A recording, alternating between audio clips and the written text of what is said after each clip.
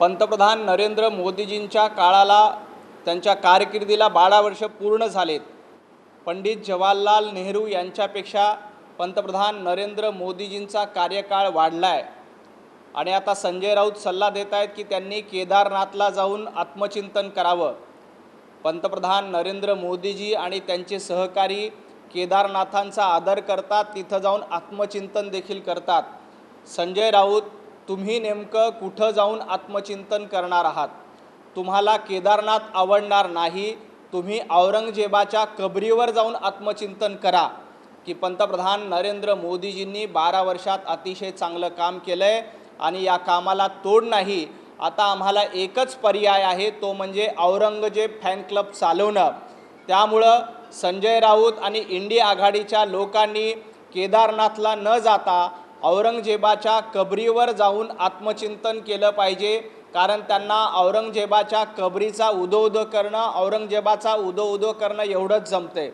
आणि राहिला प्रश्न पत्रकार परिषद घेण्याचा, पंतप्रधान नरेंद्र मोदीजी यांनी पत्रकार परिषद घेतली नाही म्हणून संजय राऊत बॉम्ब मारतायत। संजय राऊत रोज सकाळी उठून पत्रकार परिषद घेतात। संजय राऊतांनी नेमके काय दिवे लावलेत? रोज सकाळी 5 वर्षापासून संजय राऊत पत्रकार परिषद घेत आहेत, तर तुम्ही नेमके पत्रकार परिषद घेऊन काय दिवे लावले हे एकदा महाराष्ट्राला सांगायला पाहिजे। पंतप्रधान नरेंद्र मोदीजींचं नेतृत्व देशातल्या 140 कोटी जनतेनं मान्य केलं आहे आणि सातत्यानं जनतेशी संपर्क करणं, जनतेची सेवा करणं हे पंतप्रधान नरेंद्र मोदीजी आपलं कर्तव्य समजतात। म्हणूनच 370 कलम हटवण्याची हिम्मत पंतप्रधान नरेंद्र मोदीजींच्या नेतृत्वात झाली। ट्रिपल तलाक बाद करण्याची हिम्मत पंतप्रधान नरेंद्र मोदीजींच्या नेतृत्वात झाली। राम मंदिराचं स्वप्न जे 5000 वर्षापासून प्रत्येक भारतीय हिंदू नागरिक बघत होता, ते स्वप्न पूर्ण करण्याचं काम पंतप्रधान नरेंद्र मोदीजींच्या नेतृत्वात केलंय।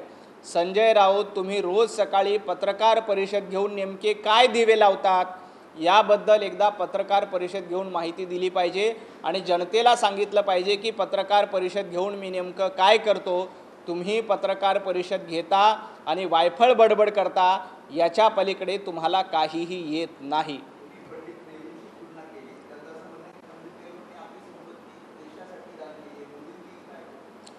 पंडित जवाहरलाल नेहरू यांनी आपली संपत्ती देशासाठी दान केली, तर पंतप्रधान नरेंद्र मोदीजी यांनी 1 रुपया देखील आपल्या कुटुंबासाठी कमवला नाही। 24 तास गेल्या 25 वर्षापासून 24 तास देशसेवेसाठी देणारे पंतप्रधान कोण असतील तर ते नरेंद्र मोदीजी आहेत। नरेंद्र मोदीजींनी संपत्ती कमवून आपली घरं भरली नाहीत। संजय राऊत, नरेंद्र मोदीजींनी मातोश्री 2 बांधली नाही। सरकार आल्यानंतर कुणी मातोश्री 2 बांधली होती याचं उत्तर एकदा संजय राऊतांनी द्यावं।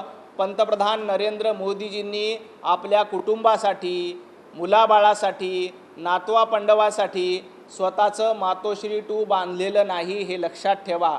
पंतप्रधान नरेंद्र मोदीजींनी मेवा खाल्ला नाही तर जनतेची सेवा केली। सातत्यानं जनतेमध्ये राहायचं, लोकांची सेवा करायची आणि लोकांचे आशीर्वाद मिळवायचे, हे पंतप्रधान नरेंद्र मोदीजींचं धोरण आहे। तुमच्यासारखं मेवा खाणं, मातोश्री 2 बांधणं हे पंतप्रधान नरेंद्र मोदीजींचं धोरण नाही। पंतप्रधान नरेंद्र मोदीजी हे भारतरत्न आहेतच, या भारताचे सुपुत्र आहेत, पण संजय राऊत, तुम्हाला पाकिस्तानचा सर्वोच्च पुरस्कार दिला पाहिजे, कारण रोज उठून पाकिस्तानचा उदो करणं एवढंच संजय राऊतांचं काम आहे।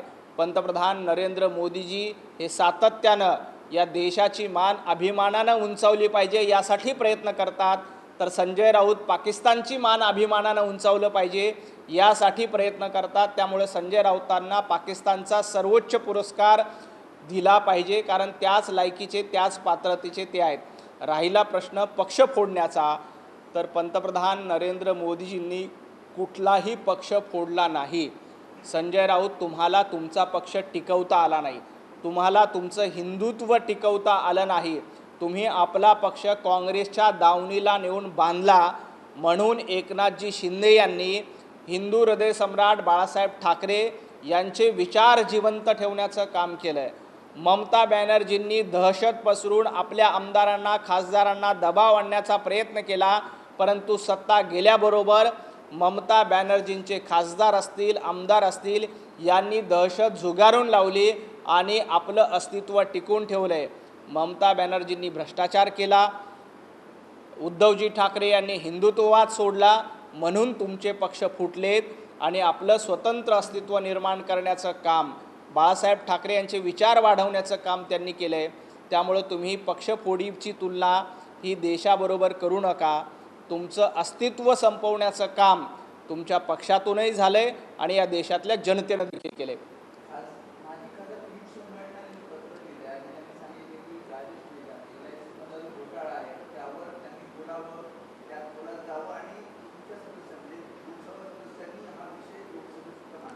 सगळेच विषय किरीट सोमय्या यांनी करायचे असतील तर संजय राऊत काय अंडी उभवणार आहेत का? संजय राऊत विरोधकामध्ये आहेत। संजय राऊत सातत्यानं उभाटा गटाची भूमिका मांडतात। संजय राऊत दावा करतात का मी जनतेचे प्रश्न मांडतो। सगळेच प्रश्न जर किरीटजी सोमय्या मांडणार असतील तर संजय राऊत मातोश्रीच्या बाहेर किंवा भांडूपच्या गाढव नाक्यावर बसून अंडी घालणार आहेत का, याचं उत्तर संजय राऊतांनी दिलं पाहिजे। जर एखादा घोटाळा झाला असेल तर संजय राऊतांमध्ये हिम्मत असेल तर संजय राऊतांनी आंदोलन करावं। संजय राऊतांनी आंदोलन करण्यासाठी त्यांना योग्य स्थळ मिळत नसेल तर भांडूपच्या गाढव नाक्यावर बसावं आणि तिथे बसून एकट्याने आंदोलन करावं। संजय राऊतांना कोणी रोखले का आंदोलन करण्यासाठी? त्यांना गरज असेल तर जंतर मंतरवर जाऊन आंदोलन करा आणि हा प्रश्न घोटाळ्याचा प्रश्न आंदोलनातून सोडवण्याचा प्रयत्न करा। प्रत्येक गोष्ट आली की किरीट सोमय्या यांनी केली पाहिजे, प्रत्येक गोष्ट आली की भारतीय जनता पार्टीने केली पाहिजे, प्रत्येक गोष्ट आली की पंतप्रधान नरेंद्र मोदीजींनी केलं पाहिजे, देवाभाऊंनी केलं पाहिजे। मग हे कथित घोटाळे जर का झाले असं संजय राऊतांना वाटत असेल तर संजय राऊत तुम्ही अंडी उभवण्यापेक्षा एखादं आंदोलन करा, घराबाहेर पडा। हवं तर उद्धवजी ठाकरेंना सोबत घ्या, त्यांना सांगा की आंदोलन करण्यासाठी तुम्ही या, इथं जनतेचं हित आहे आणि या जनतेच्या हितासाठी उद्धवजी ठाकरे यांनी एखादे आंदोलन केलं तर त्यांना आमच्या मनापासून शुभेच्छा आहेत।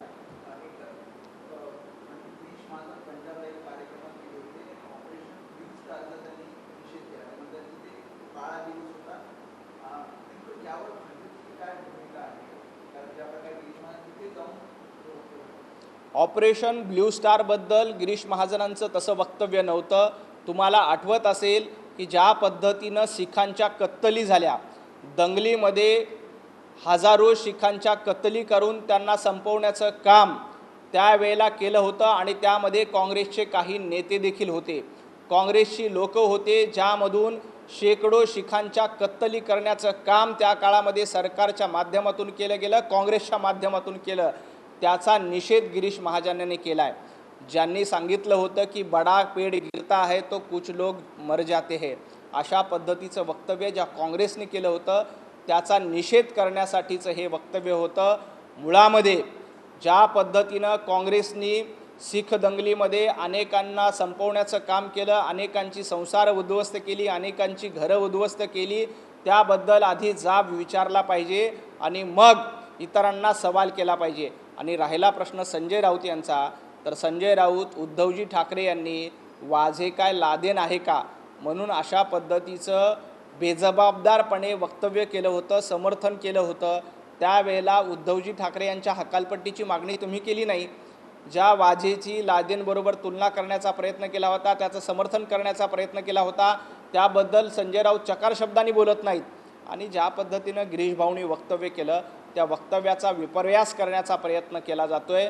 मुळामध्ये ते ऑपरेशन ब्ल्यू स्टारबद्दल नाही तर शीख दंगलीमध्ये शेकडो लोकांच्या हत्या करण्यात आल्या होत्या, त्याचा निषेध करणारं ते वक्तव्य आहे। खूप खूप धन्यवाद।